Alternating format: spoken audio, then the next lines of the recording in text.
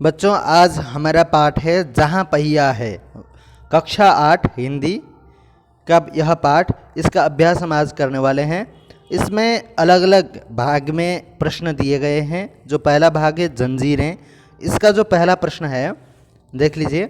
उन जंजीरों को तोड़ने का जिनमें वे जकड़े हुए हैं, कोई न कोई तरीका लोग निकाल ही लेते हैं। आपके विचार से लेखक जंजीरों द्वारा किन समस्याओं की ओर इशारा कर रहा है? ठीक है, तो इसका उत्तर है छोटा सा, लेखक जंजीरों द्वारा रूढ़िवादी प्रथा, यानी जो समाज में चल रही जो पुरानी जो रूढ़िवादी प्रथा कुरीतियां हैं उसकी ओर इशारा कर रहा है।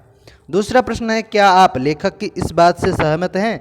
आप अपने उत्तर का कारण भी बताइए। ठीक है, जो ऊपर लेखक ने बताया था कि जो जंजीरें अर्थात जो रूढ़िवादी परंपरा है उनको हमें तोड़ना होगा और उनसे हमें बाहर निकलना होगा, इस बात से क्या आप सहमत हैं?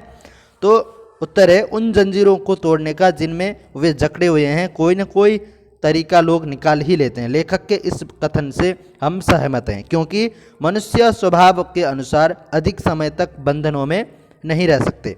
समाज द्वारा बनाई गई रूढ़ियाँ अपनी सीमाओं को लांघने लगे तो समाज में इसके विरुद्ध एक क्रांति अवश्य जन्म लेती है, जो इन रूढ़ियों के बंधनों को तोड़ डालती है। ठीक वैसे ही तमिलनाडु के पुडुकोट्टई गांव में हुआ है। महिलाओं ने अपनी स्वाधीनता व आज़ादी के लिए साइकिल चलाना आरंभ किया और वह आत्मनिर्भर हो गई। ठीक है, दूसरा भाग है पहिया। इसका जो पहला प्रश्न है, साइकिल आंदोलन से पुडुकोट्टई की महिलाओं के जीवन में कौन कौन से बदलाव आए हैं? उत्तर होगा, साइकिल आंदोलन से पुडुकोट्टई की महिलाओं के जीवन में निम्नलिखित बदलाव आए। जैसे महिलाएं अपनी स्वाधीनता व आज़ादी के प्रति जागृत हुई, कृषि उत्पादों को समीपवर्ती अर्थात नज़दीकी गांवों में बेचकर उनकी आर्थिक स्थिति सुधरी व आत्मनिर्भर हो गई, समय और श्रम की बचत हो गई, स्वयं के लिए आत्मसम्मान की भावना भी पैदा हुई। दूसरा प्रश्न है, शुरुआत में पुरुषों ने इस आंदोलन का विरोध किया, परंतु आर साइकिल्स के मालिक ने इसका समर्थन किया। क्यों? शुरुआत में पुरुषों ने इस आंदोलन का विरोध किया क्योंकि उन्हें डर था इससे नारी समाज में जागृति आ जाएगी। आर साइकिल्स के मालिक गांव के एकमात्र लेडीज साइकिल डीलर थे। इस आंदोलन से उसकी आय में वृद्धि होना स्वाभाविक था, इसलिए उसने स्वार्थवश आंदोलन का समर्थन किया। तीसरा प्रश्न है, प्रारंभ में इस आंदोलन को चलाने में कौन कौन सी बाधा आई? ठीक है, तो फातिमा ने जब इस आंदोलन की शुरुआत की तो उसको बड़ी कठिनाइयों का सामना करना पड़ा। उसे लोगों की फफ्तियाँ अर्थात गंदी टिप्पणियाँ सुननी पड़ी, मजाक है ना। फातिमा मुस्लिम परिवार से थी जो बहुत ही रूढ़िवादी थे। उन्होंने उसके उत्साह को तोड़ने का प्रयास किया। पुरुषों ने भी इसका बहुत विरोध किया। दूसरी कठिनाई यह थी कि लेडीज साइकिल वहाँ पर्याप्त संख्या में उपलब्ध नहीं थी।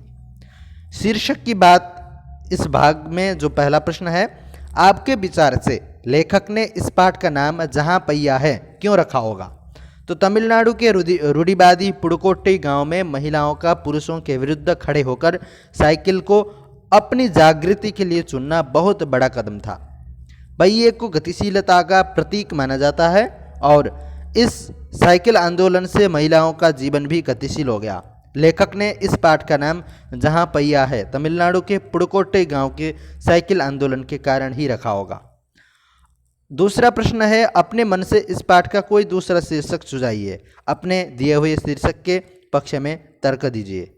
उत्तर है, आर साइकिल करेंगी महिलाओं को आत्मनिर्भर भी इस पाठ के लिए उपयुक्त नाम हो सकता था, क्योंकि साइकिल आंदोलन से महिलाएं अपनी स्वाधीनता व आज़ादी के प्रति जागृत हुई, कृषि उत्पादों को समीपवर्ती गांवों में बेचकर उनकी आर्थिक स्थिति सुधरी व आत्मनिर्भर हो गए। इसी तरह अन्य शीर्षक भी बनते हैं, साइकिल आंदोलन है ना, महिला उत्थान, महिला जागृति। ठीक है, आप अलग अलग तरीके से इससे संबंधित शीर्षक रख सकते हैं। साइकिल, इसमें जो पहला प्रश्न है, फातिमा ने कहा मैं किराए पर साइकिल लेती हूँ ताकि मैं आज़ादी और खुशहाली का अनुभव कर सकूँ। साइकिल चलाने से फातिमा और पुडुकोट्टई की महिलाओं को आज़ादी का अनुभव क्यों होता होगा? उत्तर है, फातिमा के गांव में पुरानी रूढ़िवादी परंपराएं थीं। वहां औरतों का साइकिल चलाना उचित नहीं माना जाता था। इन रूढ़ियों के बंधनों को तोड़कर स्वयं को पुरुषों की बराबरी का दर्जा देकर फातिमा और पुडुकोट्टई की महिलाओं को आज़ादी का अनुभव होता होगा। ठीक है, भाषा की बात में देखिए उपसर्गों और प्रत्ययों के बारे में आप जान चुके हैं। ठीक है, आपको उपसर्ग भी मैंने पढ़ाया पहले ही और प्रत्ययों के बारे में भी आप ऑलरेडी पढ़ चुके हैं। ठीक है, इस पाठ में आइए उपसर्ग युक्त शब्दों को छांटिए, उनके मूल शब्द भी लिखिए।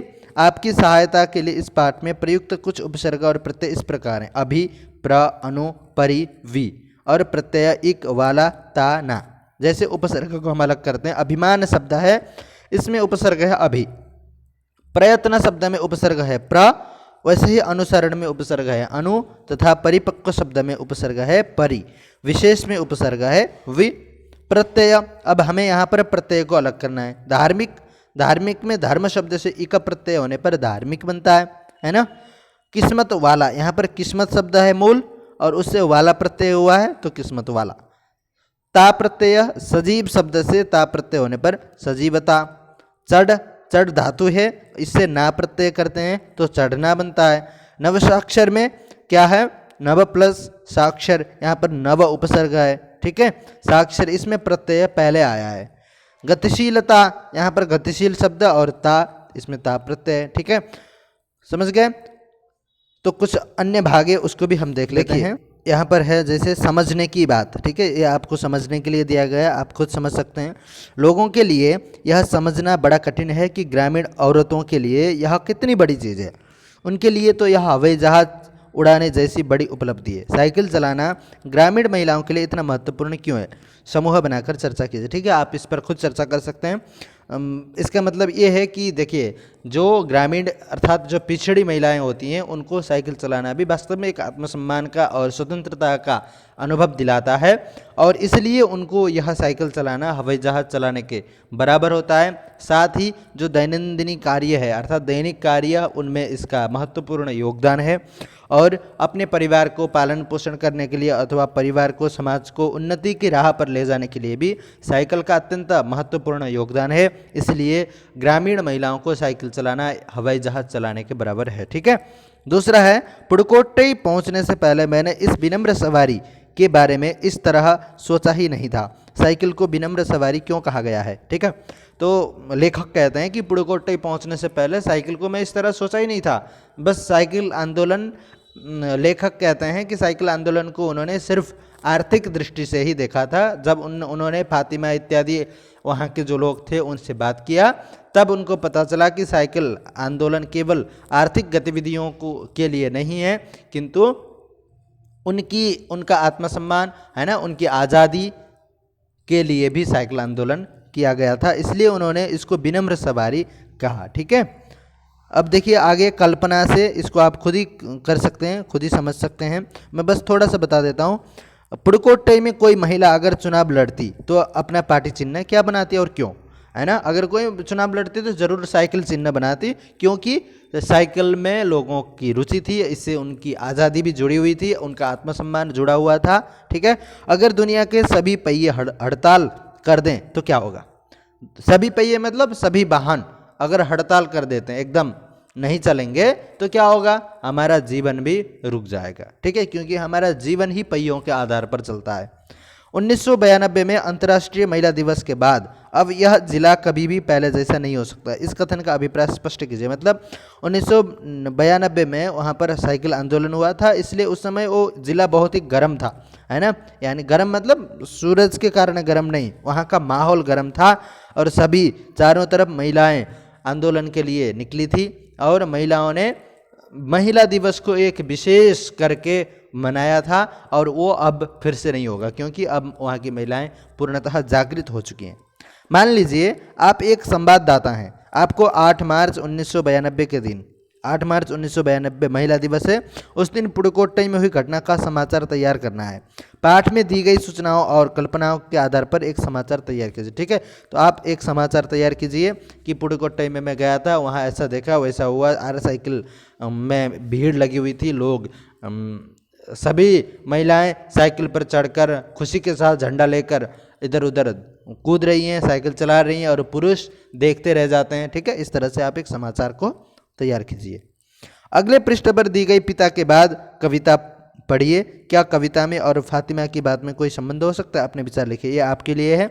अगले पृष्ठ में देखिए, आप पिता के बाद एक कविता दिया गया है, उस कविता को पढ़िए और उसके साथ जहाँ पहिया है इस पाठ का क्या संबंध बनता है, ठीक है, आप उसको खोजने की कोशिश कीजिए। ठीक है, इस तरह से हमने यह जो पाठ है जहाँ पहिया है इसका अभ्यास भी हमने पूरा कर लिया है। आप इसको अच्छे से समझिए, पढ़िए और जो भी आपको डाउट होता है वो तुरंत मुझे पूछिए। ठीक है।